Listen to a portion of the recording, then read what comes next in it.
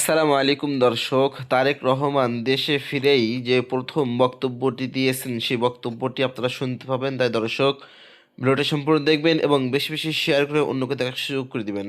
চলুন দর্শক, সর্বপ্রথম আমরা বক্তব্যটি শুনে আসি।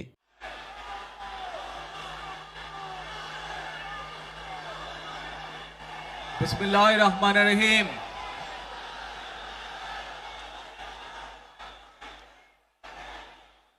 প্রিয় বাংলাদেশ, উপস্থিত প্রিয় মুরব্বীবর্গ, মঞ্চে উপস্থিত জাতীয় নেতৃবৃন্দ,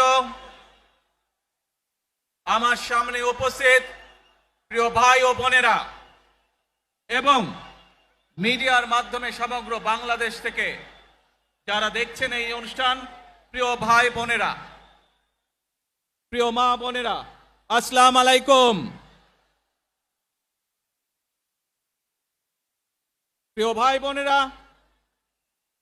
আজ প্রথমেই আমি রাব্বুল আলামিনের দরবারে হাজারো লক্ষ কোটি শুকরিয়া জানাতে চাই। রাব্বুল আলামিনের অশেষ রহমতে আজ আমি আমার প্রিয় মাতৃভূমিতে ফিরে আসতে পেরেছি আপনাদের দোয়ায়। আপনাদের মাঝে প্রিয় ভাই বোনেরা, আমাদের এই প্রিয় মাতৃভূমি 1971 সালে লাখো শহীদের রক্তের বিনিময়ে অর্জিত হয়েছিল। ঠিক একইভাবে 75-এ আবার 7ই নভেম্বর আধিপত্যবাদীদের হাত থেকে রক্ষার জন্য সেদিন সিপাহী জনতার বিপ্লবের মাধ্যমে আধিপত্যবাদের হাত থেকে দেশকে রক্ষা করা হয়েছিল। একইভাবে পরবর্তীতে 90-এ স্বৈরাচারের বিরুদ্ধে এদেশের জনগণ, এদেশের খেটে খাওয়া মানুষ তাদের গণতান্ত্রিক অধিকারকে ছিনিয়ে এনেছিল। কিন্তু তারপরেও ষড়যন্ত্রকারীদের ষড়যন্ত্র থেমে থাকেনি। আমরা তারপর দেখেছি 2024 সালে, 71 সালে এই দেশের মানুষ যেমন স্বাধীনতা অর্জন করেছিল, 2024 সালে এদেশের ছাত্র জনতা সহ সর্বস্তরের মানুষ, কৃষক, শ্রমিক, গৃহবধূ, নারী, পুরুষ, মাদ্রাসার ছাত্র সহ দল মত নির্বিশেষে, শ্রেণী পেশা নির্বিশেষে সকল মানুষ সেদিন 2024 সালের 5ই আগস্ট এই দেশের স্বাধীনতা এবং সার্বভৌমত্বকে রক্ষা করেছিল। প্রিয় ভাই বোনেরা, আজ বাংলাদেশের মানুষ কথা বলার অধিকার ফিরে পেতে চায়। তারা তাদের গণতান্ত্রিক অধিকার ফিরে পেতে চায়। বাংলাদেশের মানুষ চায় তারা তাদের যোগ্যতা অনুযায়ী ন্যায্য অধিকার পাবে। প্রিয় ভাই বোনেরা, আজ আমাদের সময় এসেছে সকলে মিলে দেশ গড়ার। এই দেশে যেমন পাহাড়ের মানুষ আছে, এই দেশে একইভাবে সমতলের মানুষ আছে। এই দেশে মুসলমান, বৌদ্ধ, খ্রিস্টান, হিন্দু সহ বিভিন্ন ধর্মের মানুষ বসবাস করে। আমরা চাই সকলে মিলে এমন একটি বাংলাদেশ গড়ে তুলব আমরা, যেই বাংলাদেশের স্বপ্ন একজন মা দেখেন, অর্থাৎ একটি নিরাপদ বাংলাদেশ আমরা গড়ে তুলতে চাই। যে বাংলাদেশে একজন নারী, একজন পুরুষ, একজন শিশু যেই হোক না কেন নিরাপদে ঘর থেকে বের হলে নিরাপদে ইনশাআল্লাহ ঘরে আবার ফিরে আসতে পারে।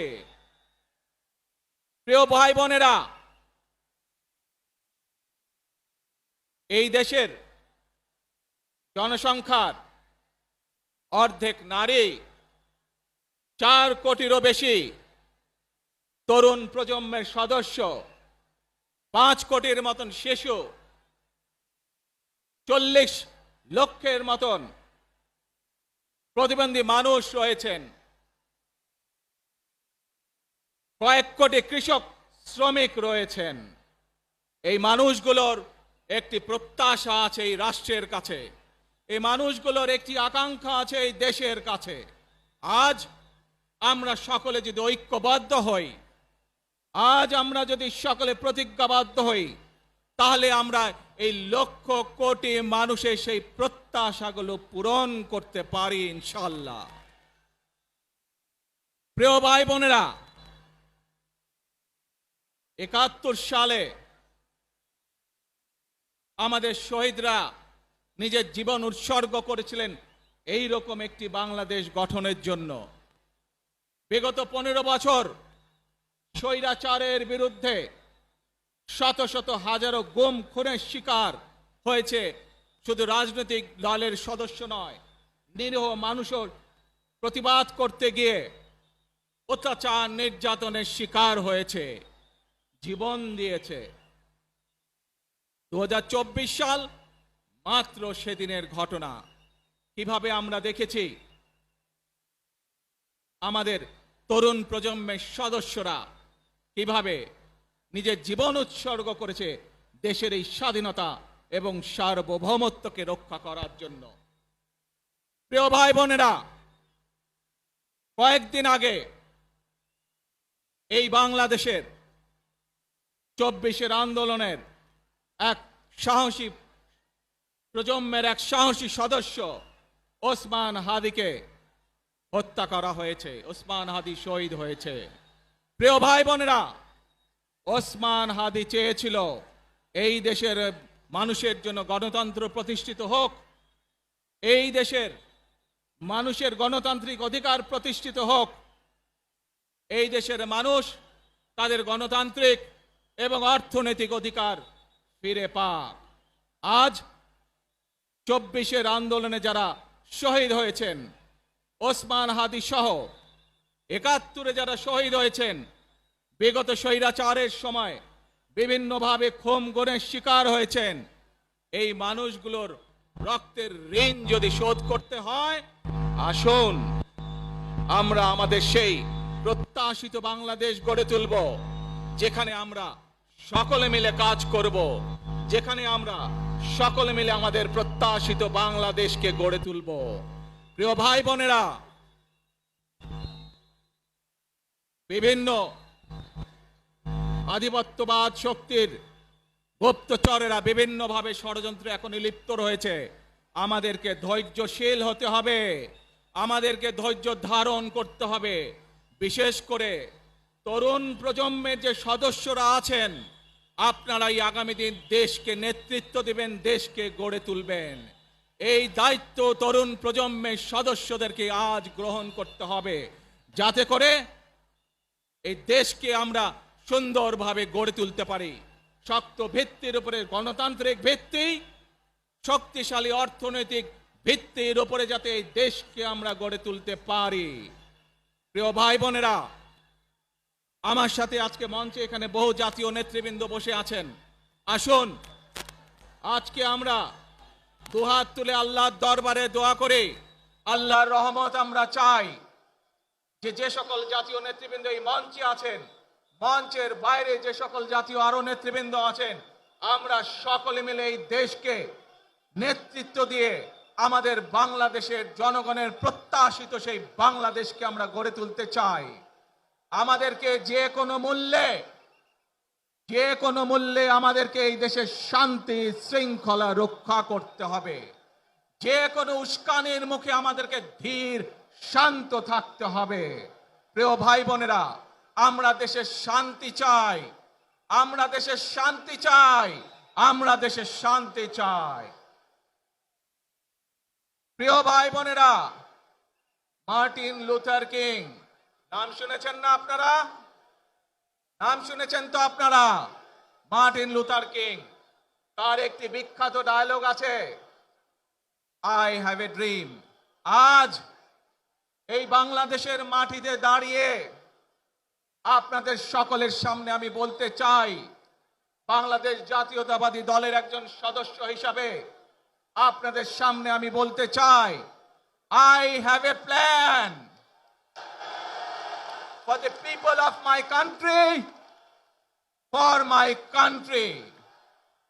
আজ এই পরিকল্পনা দেশের মানুষের স্বার্থে, দেশের উন্নয়নের জন্য, দেশের মানুষের ভাগ্যের পরিবর্তনের জন্য যদি সেই প্ল্যান, সেই কার্যক্রম, সেই পরিকল্পনাকে বাস্তবায়ন করতে হয়, প্রিয় ভাই বোনেরা, এই জনসমুদ্রে যত মানুষ উপস্থিত আছেন, এই সারা বাংলাদেশে গণতন্ত্রের শক্তি যত মানুষ উপস্থিত আছেন, প্রত্যেকটি মানুষের সহযোগিতা আমার লাগবে। প্রত্যেকটি মানুষের সহযোগিতা আমাদের লাগবে। আপনারা যদি আমাদের পাশে থাকেন, আপনারা যদি আমাদেরকে সহযোগিতা করেন, ইনশাআল্লাহ আমরা আই হ্যাভ এ প্ল্যান বাস্তবায়ন করতে সক্ষম হব। আসুন আমরা আল্লাহ রব্বুল আলামিনের দরবারে হাত তুলে প্রার্থনা করি, আমরা যেন, হে রব্বুল আলামিন, হে একমাত্র মালিক, হে একমাত্র পরওয়ারদিগার, হে একমাত্র রহমত দানকারী, হে একমাত্র সাহায্যকারী, আজ আপনি যদি আমাদেরকে রহমত দেন, তাহলে আমরা এই দেশের মানুষ কঠোর পরিশ্রম করার মাধ্যমে আমাদের প্রত্যাশিত বাংলাদেশকে গড়ে তুলতে পারবো। আজ যদি আল্লাহর রহমত এই দেশ এবং এই দেশের মানুষের পক্ষে থাকে, আল্লাহর সাহায্য, আল্লাহর দয়া এই দেশের মানুষের উপরে, এই দেশের উপরে থাকে, ইনশাআল্লাহ আমরা আমাদের প্রত্যাশিত বাংলাদেশ গড়ে তুলতে সক্ষম হব। প্রিয় ভাই বোনেরা, আজ আসুন আমরা সকলে মিলে প্রতিজ্ঞা করি, আমরা সকলে মিলে প্রতিজ্ঞা করি যে ইনশাআল্লাহ আগামী দিনে দেশ পরিচালনার দায়িত্বে যারা আসবে, আমরা সকলে নবী করিম সাল্লাল্লাহু আলাইহি সাল্লামের যে ন্যায়পরায়ণতা, সেই ন্যায়পরায়ণতার আলোকে আমরা দেশ পরিচালনার সর্বোচ্চ চেষ্টা করব। প্রিয় ভাই বোনেরা, আজ আপনারা জানেন এখান থেকে আমি আমার মা দেশনেত্রী খালেদা জিয়ার কাছে যাব। একটি মানুষ, যে মানুষটি এই দেশের মাটি, এই দেশের মানুষকে নিজের জীবনের থেকেও বেশি ভালোবেসেছেন, তার সাথে কি হয়েছে আপনারা প্রত্যেকটি মানুষ সে সম্পর্কে অবগত আছেন। সন্তান হিসাবে আপনাদের কাছে আমি চাইবো, আজ আল্লাহর দরবারে আপনারা দোয়া করবেন যাতে আল্লাহ ওনাকে তৌফিক দেন, উনি যাতে সুস্থ হতে পারেন। প্রিয় ভাই বোনেরা, সন্তান হিসাবে আমার মন আমার মায়ের বিছানার পাশে পড়ে আছে সেই হাসপাতালের ঘরে, কিন্তু সেই মানুষটি যাদের জন্য জীবনকে উৎসর্গ করেছে, অর্থাৎ আপনারা এই মানুষগুলোকে, যাদের জন্য দেশনেত্রী খালেদা জিয়া জীবন উৎসর্গ করেছেন, নিজের জীবন, সেই মানুষগুলোকে আমি কোনোভাবেই ফেলে যেতে পারি না। এবং সেজন্যই আজ হাসপাতালে যাবার আগে আপনাদের প্রতি সহ টেলিভিশনগুলোর মাধ্যমে যারা সমগ্র বাংলাদেশে আমাকে দেখছেন, আপনাদের সকলের কাছে কৃতজ্ঞতা প্রকাশ করার জন্য আজ আমি এখানে দাঁড়িয়েছি আপনাদের সামনে। প্রিয় ভাই বোনেরা, আসুন আমাদেরকে আজকে নিশ্চিত করতে হবে, আমরা যে ধর্মের মানুষ হই, আমরা যে শ্রেণীর মানুষ হই, আমরা যে দলেরই রাজনৈতিক দলের সদস্য হই অথবা একজন নির্দলীয় ব্যক্তি হই, আমাদেরকে নিশ্চিত করতে হবে যে কোনো মূল্যে আমরা আমাদের এই দেশের শান্তি শৃঙ্খলাকে ধরে রাখতে হবে। যে কোনো মূল্যে যে কোনো বিশৃঙ্খলাকে পরিত্যাগ করতে হবে। যে কোনো মূল্যে আমাদেরকে নিশ্চিত করতে হবে যাতে মানুষ নিরাপদ থাকতে পারে। শিশু হোক, নারী হোক, পুরুষ হোক, যে কোনো বয়স, যে কোনো শ্রেণী, যে কোনো পেশা, যে কোনো ধর্মের মানুষ যেন নিরাপদ থাকে, এই হোক আমাদের চাওয়া আজকে।